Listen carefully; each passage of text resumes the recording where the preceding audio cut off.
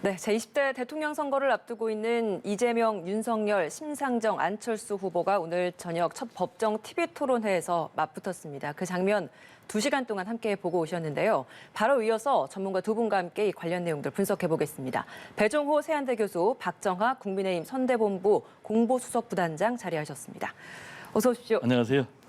네, 두 분 긴 시간 동안 쭉 이번 토론회 지켜보셨을 겁니다. 법정 TV 토론회는 이번이 처음이었고요. 그렇습니다. 사실상 3차, 세 번째 TV 토론이었습니다. 일단 큰 틀에서의 총평 한번 들어보겠습니다. 먼저 배 교수님. 일단 1차에서 2차로 넘어가면서 상당히 공방의 수위가 높아졌고 2차에서 3차로 넘어가면서 공방 수위가 더 높아져서 오늘은 뭐 거의 정면 격돌하는 이제 그런 상황으로 됐거든요. 특히 이제 안철수 후보가 윤석열 후보하고의 후보 단일화 결렬을 선언한 이유기 때문에 그렇죠. 과연 오늘 TV 토론이 어느 정도 수위에서 또 전선이 어떻게 진행이 될까 상당히 좀 궁금했는데 일단 안철수 후보는요 기본적으로 윤석열 후보를 타겟으로 삼으면서도 이재명 후보에게도 날카로운 질문을 던지는 그런 태도를 취했는가 하면은 이재명 후보는 앞으로 안철수 후보하고 단일화까지 염두에 둬서 공동정부 문제에 대해서 얘기를 했고 여기에 대해서 안철수 후보는 다당제 얘기를 해서 앞으로 이재명, 안철수 두 사람의 단일화 가능성이 저는 남아있다. 개인적으로 이렇게 보고 있고요. 예. 그리고 이제 오늘은 아시겠지만 경제 분야 TV 토론이거든요. 그래서 이제 4명의 후보가 경제 정책에 대해서 서로 입장을 주고받았지만은 경제 정책과 살짝 뭐 거리가 멀다고 할 수 있는 또는 뭐 연결된다고 할 수도 있죠. 대장동 문제라든지 이런 문제 또 뭐 방역 문제라든지 그리고 주가 조작 문제라든지 이런 부분도 굉장히 핫하게 붙었어요. 근데 좀 당초 예상과 다르게 윤석열 후보가 좀 공세에 나설 것이다라고 생각을 했는데 오히려 대장동 문제에 대해서 이재명 후보가 패널까지 미리 준비해가지고 윤석열 후보를 매우 거세게 몰아붙이는 특히 이제 이재명 게이트라는 이제 그런 말을 했는데 이거는 이제 녹취록에 안 나온다. 반면에 윤석열은 이 카드 쓰면 죽는다라는 그런 이제 그리고 또 윤석열은 완전히 죄를 많이 지은 사람이야라는 이제 김만배 정의당 녹취록을 얘기를 하면서 어디에 이 녹취록에 이재명 게이트라는 단어가 있느냐. 그러니까 이제 이 부분에 대해서 좀 말을 얽어부리는 그러면서 이건 허위사실 유포죄다. 이걸 이제 앞으로 그럼 책임지겠느냐라니까 이제 상당히 좀 코너에 몰리는 그런 모습을 좀 보였는데요. 오늘 TV 토론, 3차 TV 토론을 통해서 저는 상당히 변별력이 있다라고 보고요. 지금 이제 D-15일 이뤄진 상황에서 이루어졌거든요. 그래서 후보 단일화 결렬이 상당히 윤석열 후보에게는 데미지를 주는 그런 이슈라고 생각을 하거든요. 따라서 또 오늘 TV 토론에서 윤석열 후보가 상당히 좀 수세에 몰리는 그런 모습을 보여줬기 때문에 앞으로 지지율 추세가 어떻게 반영될지 좀 지켜봐야 되겠지만은 상당히 전체적으로는 오늘 TV 토론에서 좀 윤석열 후보가 수세에 몰리는 좀 몰린 듯한 그런 모습을 보여준 것이 아닌가 이렇게 저는 생각을 합니다. 예. 일단은 그 법정 토론회가 세 차례 있는데 오늘 첫 번째 토론회 했어요. 25일 날은 정치 분야, 그다음에 3월 2일 날은 사회 분야에 대해서 토론이 있죠. 앞서 있었던 법정 토론회 이외에 이제 토론회, 특히나 2차 토론회 같은 경우는 뭐 네 후보가 모두 그 토론회에 많은 수준이 좀 높아지는 상황이었는데 오늘은 배 교수님 말씀 주신 것처럼 좀 공방이 격화되다 보니까 때로는 주제와 벗어난 좀 감정적인 대립도 좀 나온 것 같습니다.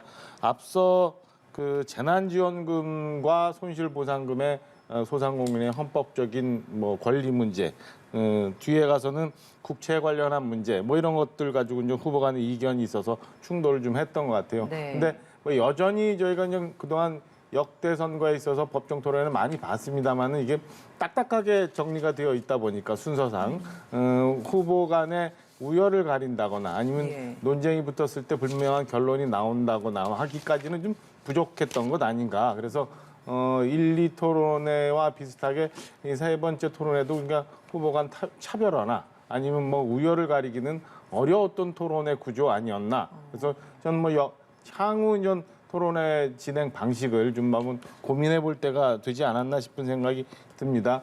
안철수 후보 말씀 주신 것처럼 사실은 전 단일화 결렬 이후에 오늘은 윤석열 후보와 이재명 후보, 그다음에 이재명 후보를 대하는 심상정 후보, 윤석열 후보를 대하는 안철수 후보 이게 다 그 각이 서 있는 네. 그런 질문들이 많았어요. 그래서 다음 토론회가 진행되는 25일 날 정치 분야에서는 더욱 큰 공방이 있지 않을까라는 생각이 들고요. 첫 번째는 그 이재명 후보가 얘기 국채 문제와 주장을 했던 기축통화국 얘기가 좀 논란이 되지 않을까 토론회 이후에 이런 생각이 들고 네.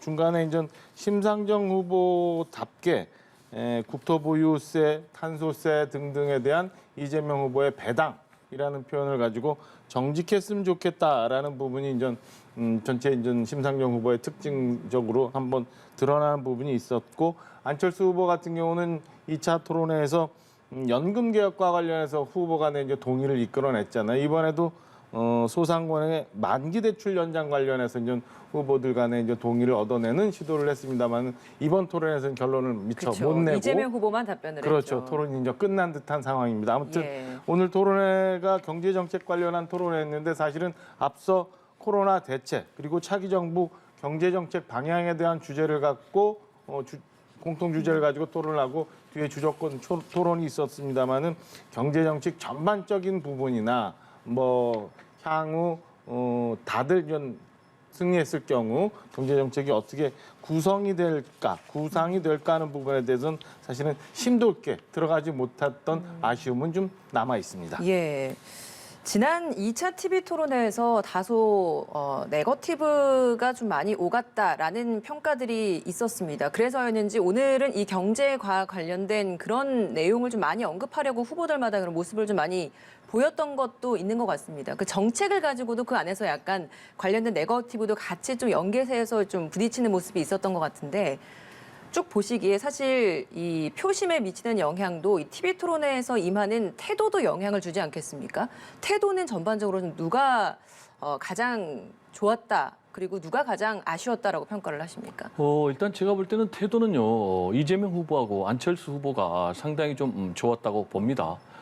굉장히 좀 도발적인 규칙을 어기는 그런 태도에도 불구하고 나름대로 정직하게 대응을 했고 그리고 또 상당히 좀 규칙을 지키려고 노력하는 그리고 또 정확한 근거를 제시하면서 상대방에게 질문을 했기 때문에 무작정 네거티브로 달리는 그런 모습하고는 좀 거리가 멀었다 이렇게 좀 평가를 하고요. 다만 오늘은 심상정 후보의 태도가 상당 부분 눈에 좀 거슬렸다. 일단 심상정 후보는 거대 양당 후보, 그러니까 이재명, 윤석열 후보를 모두 내리까는 그런 이제 스탠스를 취했는데 그런 부분은 본인의 어떤 진보, 이념 정당, 또 소수 정당으로서 차별하기 위해서 충분히 할 수는 있지만은 규칙을 좀 어기는 그런 모습이 상당히 보였고 또 그런 부분에 대해서 또 사회자로부터 좀 지적을 받아가지고 평소에 심상정 후보하고는 좀 상당히 다른 그런 모습을 좀 보여준 것 아닌가. 오늘 왜 이런 태도가 나왔다고 보세요, 그럼? 그래서 제가 볼 때는 개인적으로 이거는 제 그야말로 추측인데요. 예. 심상정 후보는 개인적으로 상당히 좀 위기감이 느껴지는 그런 상황이 아닌가. 왜냐하면 지금 지난번 대선에서는 본인이 이제 6%의 득표를 기록을 했는데 네. 이번에 지금 여론조사를 보면 한 2% 안팎까지 추락하는 이제 그런 상황이란 말이에요. 이렇게 되면은 본인이 대선 레이스를 완주했을 경우에 만약에 2%로 머물 경우에는 개인 심상정 정치인의 미래도 없을 뿐더러 진보 정당이라고 할 수 있는 정의당의 미래도 상당히 흔들릴 수밖에 없기 때문에 예. 굉장히 좀 민감한 상황이 아닌가 이렇게 생각이 되고요. 또 하나는 지금 이재명, 안철수 두 사람의 단일화가 실무진들을 중심으로 해서 상당히 물밑에서 진행이 되고 있고 오늘 TV 토론을 통해서 사실상 이재명 후보는 공식적으로 안철수 후보에게 제안을 했다고 생각하거든요. 그래서 예. 이런 부분에 대해서 본인도 인지를 하고 있기 때문에 굉장히 민감하게 오히려 윤석열 후보를 때리는 것보다 더 강하게 이재명 후보를 공격한 것 아니냐 이렇게 좀 생각이 됩니다. 예. 지금 이재명 후보와 안철수 후보의 단일화 가능성에 대해서 앞서서도 계속 좀 연달아 말씀해 주셨기 때문에 같은 질문을 좀 드려봐야 될 것 같습니다. 이재명, 안철수 후보 단일화 오늘 이 TV 토론회를 보면서 그 가능성 좀 엿보이셨습니까? 저는 뭐 크게 그런 부분은 안 보였던 것 같아요. 우선은 앞서 말씀드린 것처럼 이제 안철수 후보가 윤석열 후보에 대해서 2차 토론회보다는 좀 더 공세적으로 나온 부분이 있습니다만은 안철수 후보와 이재명 후보가 단일화에 대한 무슨 단초를 얻을 만한 질의응답이 있었다고는 저는 보이지 않는데 다만 뭐 물밑에서 이어지는 대화들이 어떻게 되는지 모르겠습니다만은 예. 좀 지켜볼 대목인 것 같고요. 오히려 이제 태도 문제에 있어서는 심상정 후보가 저는 오히려 오랜 의정 활동을 통해서 있었던 경험이었는지 모든 후보한테 이제 공통적으로 질의를 하면서 토론회를 좀 이끌어갔던 면이 오히려 저는 태도나 이 질의 내용이나 이게 또 돋보였었던 것 아닌가 오히려 이런 생각이 들고요. 네. 이재명 후보가 이제 주제를 좀 벗어나서 이 팻말을 들고 와서 이제 대장동 얘기 등을 하면서 다소 2차 토론보다는 오히려 더 좀 감정적으로 답변과 질의를 했던 토론회를 이끌어갔던 면이 좀 보여서 네. 이재명 후보가 최근에 있었던 게 지지율이 좀 반영이 돼서 좀 급한 모습을 보이는 것 아닌가라는 생각이 하나 들고요. 아쉽게도 유능한 경제 대통령을 내세우곤 있었습니다만은 마지막 가면은 국채 논란에 대해서 새 후보의 모두의 공격을 받게 되는 거고 그다음에 기축통화국이라는 말씀을 좀 하면서 이게 과연 어떤 근거로 말씀하셨는지 이런 논란에 좀 휩싸일 만한 이런 발언들이 좀 있어서요. 저는 네. 오히려 이재명 후보가 대장동 얘기를 너무 강조를 하다가 경제 문제 본인이 전공 분야라고 할 수 있는 경제 문제를 오히려 놓치지 않았나라는 아쉬움이 좀 있어 보이는 토론회였습니다. 예. 저하고 좀 너무 해석이 좀 다른 게요. 예. 오늘 사실 경제 분야 TV 토론은 윤석열 후보에게는 상당히 좀 어려운 주제예요. 26년 동안 평생 검사로 일했기 때문에 경제 관련해서는 본인이 좀 공부할 기회가 없었거든요. 따라서 뭐 이번 TV 토론 앞두고 유세 일정을 전부 때려치고 이 공부에 매진할 정도로 굉장히 예. 집중을 했는데 아시겠지만 뭐 경제 관련 공부가 하루아침에 되는 것은 아니기 때문에 역시 이제 오늘 그런 한계를 좀 상당히 보인 부분 아닌가. 반면에 경제 분야와 관련해서는 안철수 그리고 또 이재명 후보는 좀 상대적으로 해박한 그런 지식을 좀 보인 부분 아니었나 또 이렇게 생각이 되고요. 특히 이제 본인이 디지털 데이터 경제를 얘기했거든요. 그래서 안철수 후보가 사실 이쪽엔 전문가에서 디지털 경제의 핵심이 뭐냐라고 하니까 좀 개념 자체가 제대로 좀 정립이 안 되는 이제 그런 발언을 했고요. 그리고 이제 후보 단일화와 관련해서 제가 안철수 후보하고 이재명 후보의 단일화 가능성을 얘기할 때는 지금 이제 우리 박정하 대변인 포함해서 보수 진영의 패널들이 뭐라고 그랬냐면 다 그거는 배종호 교수의 희망사항이다.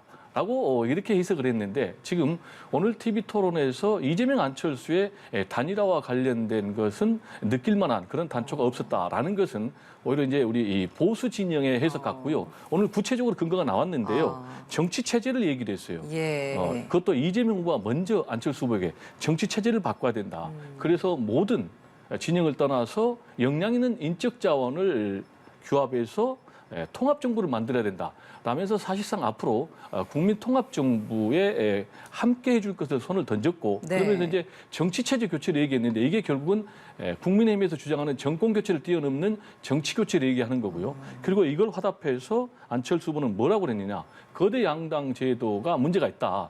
따라서 앞으로 다당제로 가는 것이 자신의 소신이다라고 얘기했기 때문에 여기에 화답하는 구체적인 제안이 간다면은 이재명 안철수 후보의 단일화가 충분히 진행될 수 있다라고 저는 보고요. 그리고 세 번째로 국채 논란과 관련해서는요. 계속해서 윤석열 후보가 적정한 국채 비율이 어느 정도나 되는 것이 맞냐고 물어보니까 거꾸로 이제 본인한테 물어보는 그런 상황이 있는데 아시겠지만 OECD 평균 국가 부채 비율이 한 110 정도 되거든요. 그런데 우리나라는 지금 50 정도밖에 되지 않기 때문에 충분히 더 이거를 확장적 재정 투자를 통해서 소상공인, 자영업자를 위해서 쓸 여력이 있다라는 이재명 후보의 그런 주장이 저는 개인적으로 타당한 주장이 아닌가 이렇게 생각이 됩니다. 예, 알겠습니다. 그러면 이번 이 TV 토론으로 인해서 표심의 영향이 어느 정도 있을 거라고 보십니까? 저는 뭐 이게 토론회가 굉장히 그 코로나 상황에서 미디어를 통한 유권자에 대한 접촉 뭐 이런 면에서 기대들을 많이 하고 있습니다만은 역대 선거 다 마찬가지로 사실은 크게 후보 간의 변별력을 주기에는 좀 부족한 것 같아요. 그래서 향후 두 번의 토론회도 남아 있습니다만은 결국에는 전 지지층 간의 후보에 대한 열기 내지는 응원 뭐 이런 상황으로 가지 지금의 구조상 그러니까 뭐 완전히 열어놓고 주도권 토론을 시간 제한 없이 하는 경우가 아닌 한에는 저는 후보가 우열을 가리기는 어려운 상황으로 나머지 토론에도 진행이 되지 않을까라는 생각이 듭니다. 예. 저는 좀 다르게 보는데요. 예. 선거제는 기본적으로 기세 싸움입니다. 그래서 유세전에서도 기세가 굉장히 중요하고요. 오늘 TV 토론 딱 15일 남았기 때문에 기세가 굉장히 중요한 그런 TV 토론인데 오늘은 제 개인적으로 볼 때는 윤석열 후보가 완전히 기선을 좀 제압을 당했다. 그래서 지금 상황에서는 윤석열 후보가 아까도 말씀드렸듯이 후보 단일화가 좀 결렬되면서 출렁거리는 그런 상황인데 오늘 TV 토론을 통해서 좀 기선을 제압당하는 그런 부분이 있기 때문에 일단 지지층 결집하는 데 좀 영향을 줬을 것으로 보고요. 일단 TV 토론을 통해서 많은 유권자 비율이 움직이지는 않습니다. 그러나 아시겠지만 51대 49의 싸움으로 갈 경우에는 1, 2%만 움직여도 결국 이제 승패, 당락을 좌우할 수 있는 그런 상황인데 오늘 TV 토론은 상당히 좀 변별력이 있었다. 특히 이제 윤석열 후보가 굉장히 대장동을 가지고 계속해서 이재명 후보를 압박을 해왔는데 지금 오늘 상당히 역공을 당하는 그런 모습. 구체적으로 그동안에는 이 김만배 정의강 녹취록을 가지고 대장동 그분이 이재명 후보다라고 계속해서 공격을 했는데 대장동 그분이 결국은 조모 대법관으로 나왔기 때문에 오히려 본인이 지금 사과를 요구당하는 그런 상황. 그리고 또 오히려 이 카드 한 방이면 죽는다라는 이제 그런 녹취록이 나온 이런 상황에서 굉장히 본인이 지금 코너에 몰려 있고 특히 이제 오늘 제가 볼 때는 윤석열 후보가 굉장히 수세에 몰린 부분이 주가 조작이에요. 본인은 평소에 뭐라고 그랬냐? 아내 김건희 씨가 주가 조작을 통해서 손실을 봤다라고 얘기하니까 이재명 후보가 정확하게 물어봤어요. 손실을 봤냐, 이익을 봤냐? 그러니까 오늘은 말을 바꿨어요. 손실 부분도 있고 이익 본 부분도 있다. 굉장히 본인이 지금 수세적인 그런 부분에 몰렸기 때문에 앞으로 정치 분야의 TV 토론으로 넘어간다면은 25일 날 하는데 그때 다시 이 문제가 재쟁점화될 가능성이 있다. 알겠습니다. 저는 이렇게 전망합니다. 예, 다양한 뭐 발언들, 네, 반박하실 말씀 있으시면 한 예, 그러니까 그 지금까지 있었던 민주당의 네거티브 상황을 쭉 뭐 말씀을 다 주셨는데 결국에는 뭐 내일 그 전문가들이 오늘 토론의 결과에 대해서 평가를 붙이면서 나오는 것들을 국민들이 보면서 판단할 거라고 보고요. 지금 말씀하신 것처럼 뭐 대장동이나 이런 것들이 국민들이 이제 새로 나온 그 녹취에 관해서 얼마나 받아들일까 하는 점은 좀 이 오늘 토론하고 별건이니까 차치하고 제가 볼 때는 아까 말씀드린 것처럼 전 오늘 국회에서도 논의되고 있는 손실보상금 제도의 방향, 그다음에 이 국채 비율에 대한 후보 간의 차이점, 그다음에 뭐 기축통화국에 대한 논란, 뭐 이런 것들에 대해서 이제 시청자들이 보고 예. 저기 판단을 하시랴 판단을 하고 있습니다. 예, 알겠습니다. 두 분 다양한 발언들에 대해서 이제 막 많이 말씀을 해주셨는데 하나하나 좀 맥락을 좀 정리를 해가면서 이제 질문을 드려보겠습니다. 큰 틀에서 가장 먼저 주어졌던 공통 질문이 바로 코로나 시대의 경제 정책 이 부분이었습니다. 여기에 대해서 이재명 후보가 윤석열 후보에게 방금 이제 박 부단장님께서도 말씀하셨듯이 코로나 손실보상금 추경 처리에 관련된 그 부분에 대한 질문을 했습니다. 국민의힘이 반대하는 것에 대해서 윤석열 후보도 의견을 내달라 이렇게 이야기를 했더니 윤석열 후보가 본인은 작년부터 해야 한다고 주장을 했고 이번에도 오히려 적은 금액이라서 반대를 했지만 거기에 대해서 여당 단독으로 하려고 하니까 같이 합의를 해서 처리를 하려고 한다. 대신에 추가적으로 더 해야 한다. 뭐 이런 입장을 밝히면서 서로 이 추경 논의안과 관련된 공방을 벌이는 모습도 보였습니다. 그동안 사실 추경 처리에 대해서 뭐 여당이 단독으로 처리하는 것, 야당이 여기에 반대를 하고 금액에 대한 공방이 서로 오고 갔었는데 오늘 서로에 대한 답변 어떻게 좀 보셨는지 궁금합니다. 일단 이제 추경의 의미, 특히 이제 코로나 추경의 의미는 즉시성이라고 생각을 하거든요. 위기에 처한 소상공인 자영업자를 위해서는 신속성이 가장 중요한데 계속해서 국민의힘은 이걸 사실상 대선 이후로 미루자. 특히 이제 윤석열 후보 같은 경우는 50조를 보상하겠다라고 주장한 것은 맞는데 본인이 대통령에 당선된 이후에 하자라고 얘기를 하고 있기 때문에 지금 민주당 그리고 이재명 후보는 지금 당장 해야 된다.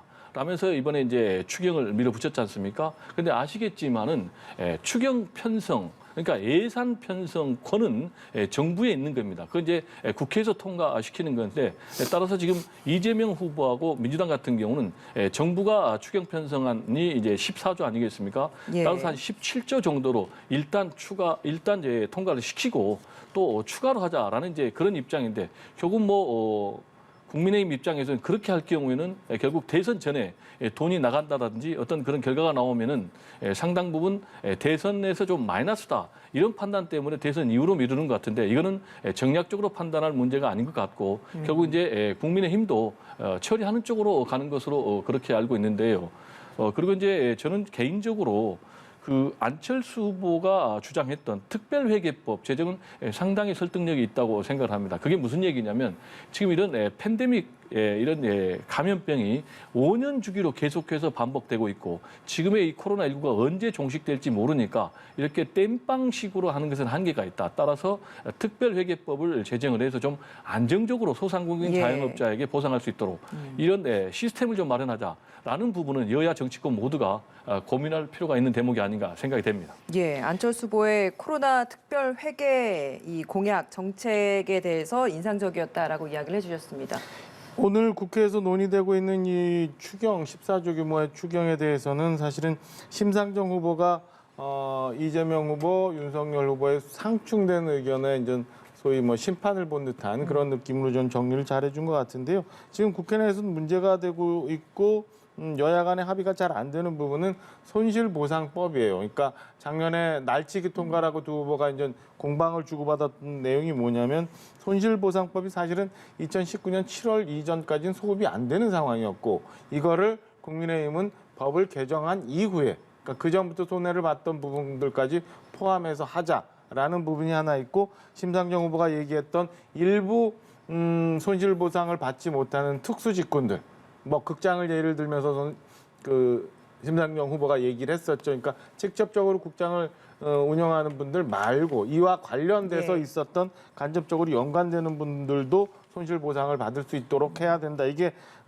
이재명 후보와 민주당 그다음에 윤석열 후보와 국민의힘이 좀 대치하고 있었던 부분인데 여기서 심상정 후보는 사실은 전 국민의힘에 좀 더 가까운 의견을 제시하면서 심판을 본 듯한 느낌이에요. 그래서 저희가 지금 방송 중이라 확인을 못 되고 있습니다만 국회 상황이 어떻게 되는지 이 부분이 이제 정리될 부분이 하나 있고요. 예. 안철수 후보가 얘기했던 특별회계 문제에 대해서는 논란이 있을 수 있을 것 같아요. 예.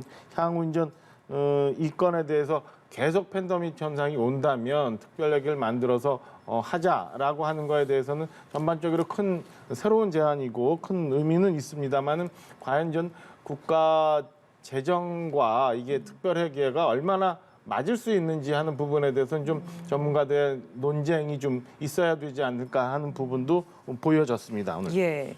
또 다른 공통 질문 중에 하나가 차기 정부의 경제 정책이었습니다. 이 다음 정부에서는 청년 실업의 구조적 문제 그리고 4차 산업혁명 시대 신산업 육성, 기후변화 대응을 위한 에너지 전환 정책, 경제적 불평등, 양극화 문제 이런 것들을 어떻게 해결할 것이냐 이런 질문이었습니다. 여기에 있어서 이 공통 질문에서 좀 주목됐던 후보의 발언이 있으셨습니까?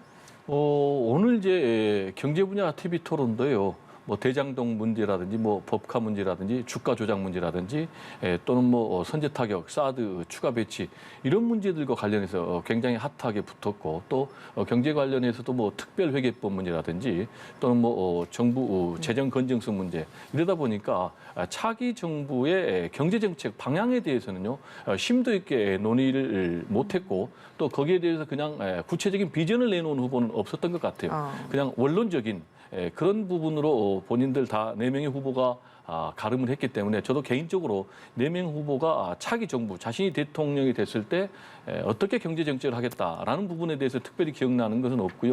다만 이제 심상정 후보 같은 경우는 이 불평등, 양극화 해소 이 부분에 대해서 굉장히 큰 방점을 찍은 그런 부분에는 딱히 생각나는 부분이 좀 없습니다. 예.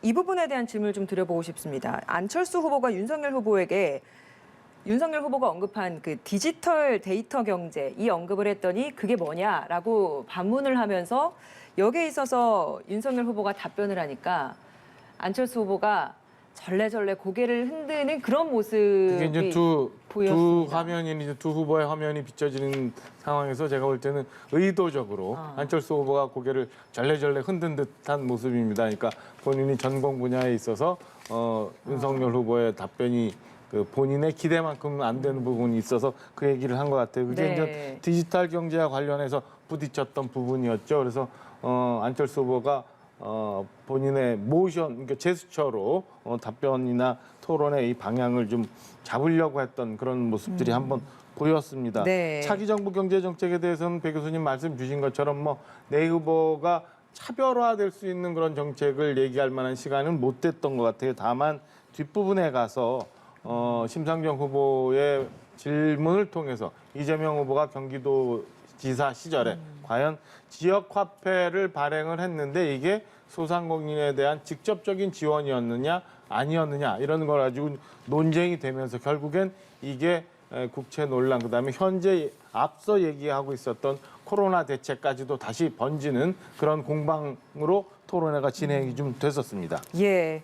오늘 있었던 TV 토론의 일부 장면 중에서 윤석열, 이재명 두 후보가 공방을 벌였던 부분이 바로 대장동 의혹과 관련된 부분이었습니다. 날카롭게 맞붙었는데요. 특히 그 김만배 씨 녹취록을 놓고 신경전을 벌인 부분이 있었습니다. 이 부분 직접 보면서 대담 이어가도록 하겠습니다. 제가 안 보여드리려다가 이거 한번 꼭 보여드려야 되겠어요. 윤석열은 영장 들어오면 죽어. 윤석열은 원래 죄가 많은 사람이야. 내가 가진 카드면 윤석열은 죽어. 이거 들어보셨죠? 녹취록에 있는 거. 김만배의 녹취록입니다. 검찰 녹취록.